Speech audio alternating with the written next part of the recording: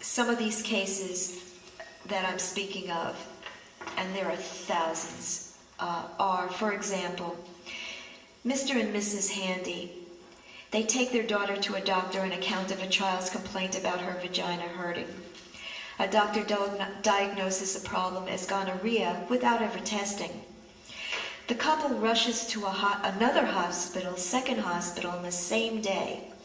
This time, the doctor at the second hospital does test on both the mother, the father, and the child. No one has gonorrhea. The child has a simple vaginal infection. The family court judge ignores the evidence and is convinced that the first doctor is correct, even though the judge fully knows that the first doctor never tested the child. The judge orders the removal of the child from the home. Soon afterwards, the mother gives birth to a second child. The judge wants the new baby in foster care as well. The mother flees with the baby. The judge asks the father, where is his wife and new child? Mr. Handy states he doesn't know. The judge orders him to prison.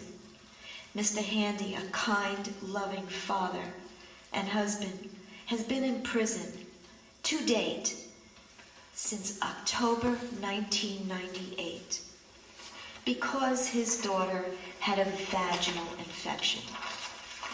An entire family's lives have been destroyed because a child had a vaginal infection.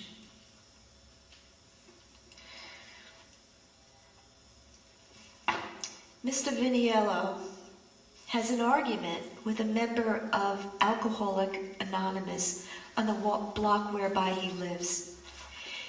The angry woman calls up the police and states that she has witnessed a man brutally beating his 4-year-old daughter.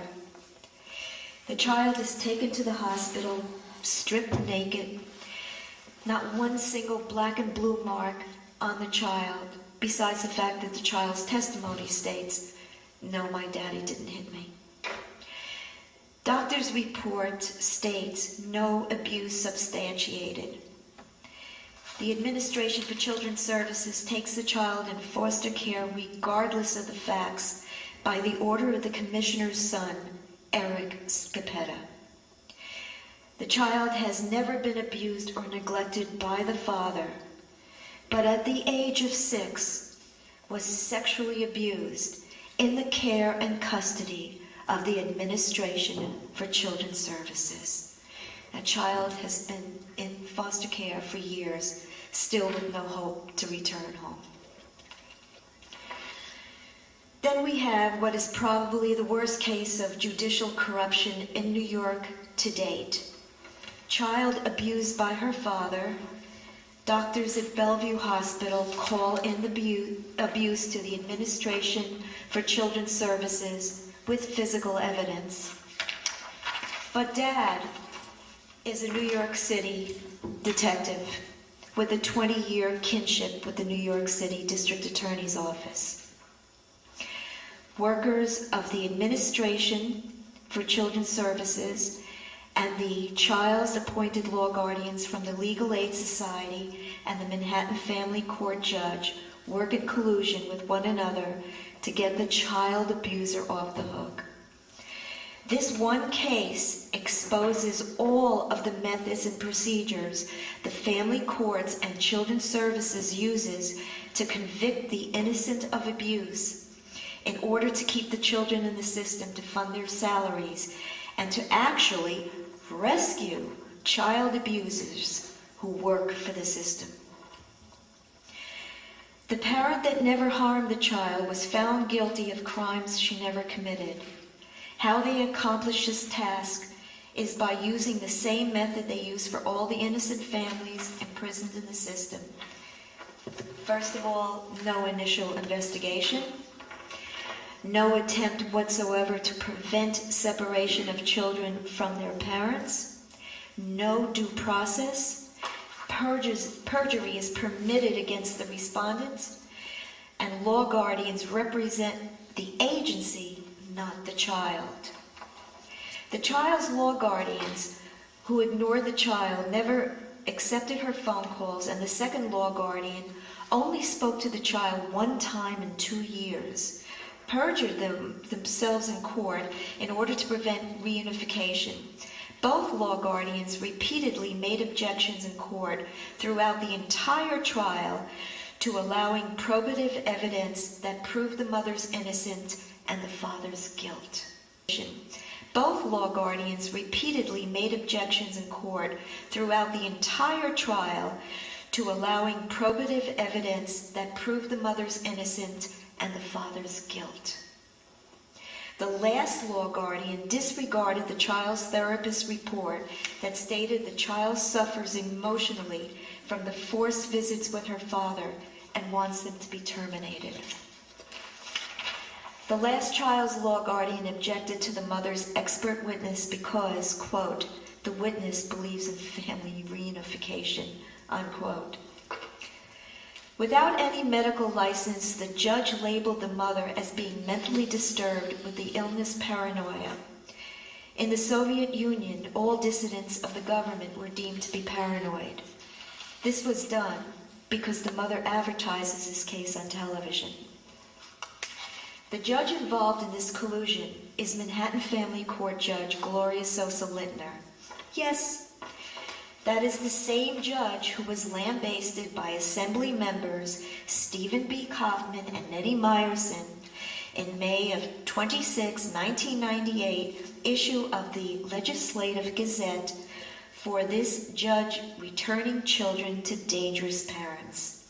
Dennis Safran referred to Judge Sosa Lintner as being clueless in that same issue. I tend to disagree with Dennis Safran, director of CCI. Judge Sosa knows exactly what she is doing.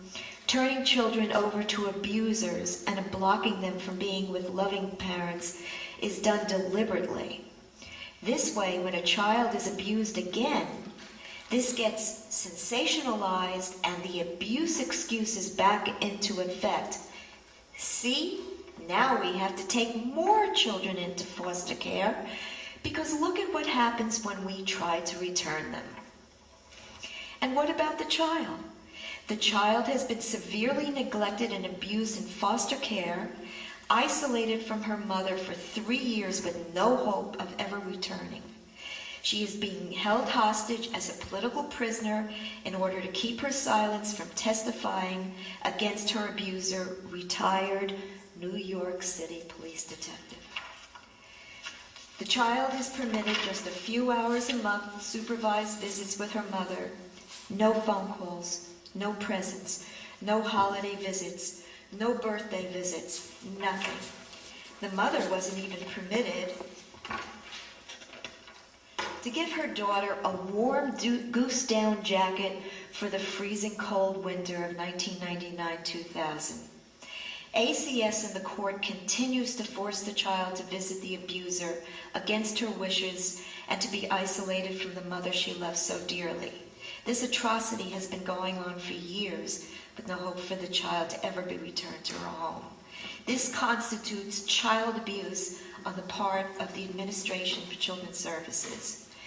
We need an outside agency to monitor ACS.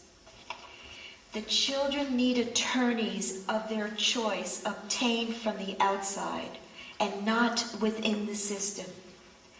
Perjury must be prosecuted without the protection of the discretion of the judge. Due process must be mandatory without exception.